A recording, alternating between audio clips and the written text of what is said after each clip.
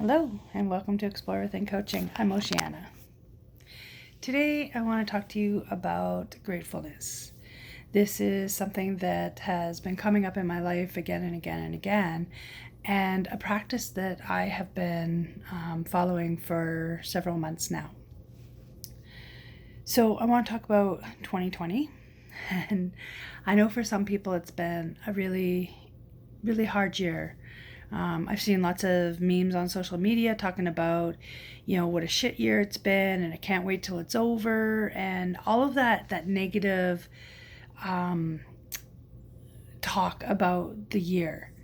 And what I find funny is since about 2016, I've seen this year after year after year, and now we're here.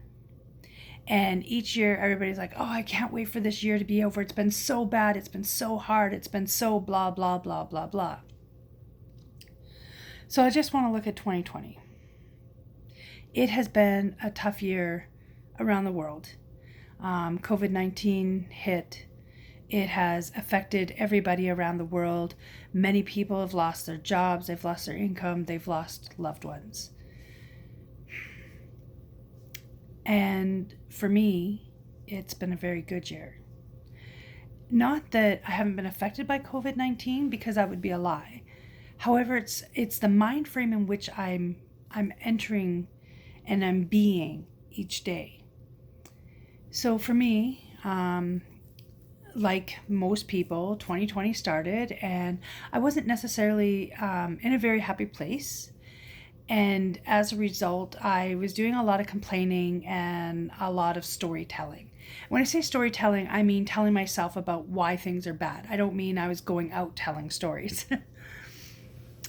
And then March hit, and we got shut down, got forced into quarantine. And for the first 2 weeks, quarantine was a lot of sleeping for me. I realized how burnt out I was. I realized how exhausted I was mentally, emotionally, physically. I was done. And so for 2 weeks, I slept. And then for another 2 weeks, I binged watched TV. At the end of a month of being off work and sleeping and just watching TV, I realized that I was being gifted with an amazing opportunity to do the things that I had been asking to do. I'd been asking for the time, wishing for the time to work on myself, to work on my business, and to grow. And here was this beautiful opportunity to explore and to grow and to learn. So I went online and I found a mindfulness course, which I did, loved, enjoyed, and really got into the practice of just being in my body. And then I did my life coaching certificate. I finally decided to go ahead and get that. And again, really enjoyed the course and allowed everything just to sink in a little bit more. Then I went back to work. But I went back to work with a totally different attitude. I had found a place in myself that was more relaxed, that was more centered. And, shortly after going back to work, I ended up having my surgery. And that meant I was off for another 7 weeks. And in that 7 weeks that I was off, of course, a lot of time was spent healing, and just connecting with my body and listening to it and taking the time to be grateful that I didn't have to stress about money while I was off. I had amazing support. I had family come and stay with me. I had a roommate who's like, don't worry about your rent, like when you're up and going, then we'll talk about it. I had a friend who brought me some amazing food to nourish my body. I was really, really blessed and very grateful. Then I believe it was during that period that I was introduced to a coach. Her name is Jennifer Beveridge. She's on Facebook. She's amazing. Highly recommend you check her out. So I was introduced to her through a challenge she was having about manifestation. And so I did this challenge with her, and I'm like, wow, like that felt really good. And then pretty soon I was working with her on, doing a self-care challenge, doing a money challenge. She also offered a human design class, and I decided to sign up for that. And it was exactly what I needed. So I don't know a lot about human design, but what I do know is that the information she gave me really helped to center what I knew. I'm a person who is meant to react from my intuition. I'm not meant to get up here in my head and manipulate everything and overthink it. I'm actually meant to act. When something inspires me, I am meant to jump and I am meant to do it.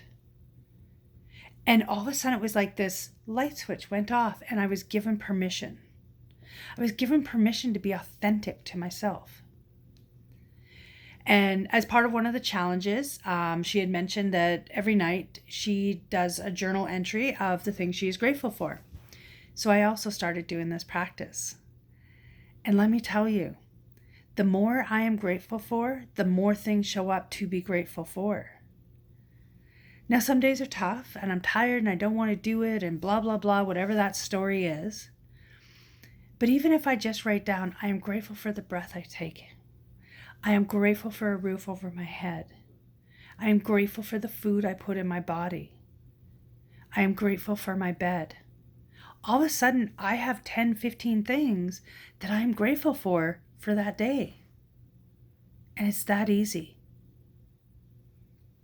So this is a practice I did many years ago, like 2012. I used to have all these little journals, like tall, skinny books and, like really skinny books. And I would just write down, I am grateful for, and I'd have to list 5 things. I no longer tell myself how many things I have to be grateful for each day, and I don't have to. I recently started doing a Seeds of Intention challenge with another coach, Lisa Hillier. And one of the practices was to write down 50 things that you're grateful for. Now I'd just woken up. It was like 5:30 in the morning because I had to go to work, and I pulled out my pen, I pulled out my journal, and I suddenly had 50 things written down on 2 pages, and it took me less than 5 minutes because it was so much easier for me to find the things that I'm grateful for because I was already being grateful. So today I want to inspire you. I want to encourage you to pick up a pen and paper and start writing down the things that you're grateful for that have happened in 2020. It's a big year. And there's been a lot of stuff, a lot of outside forces. But I guarantee you that the moment you start putting your focus to the things that are going fantastic and the things that you're grateful for, the better your year is going to get. We are in the middle of November. There's a month and a half left of 2020.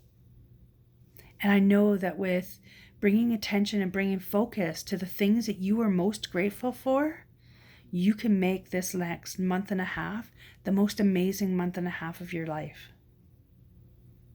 So that's it for today. Be safe, be good to one another, and love yourself a little more each day.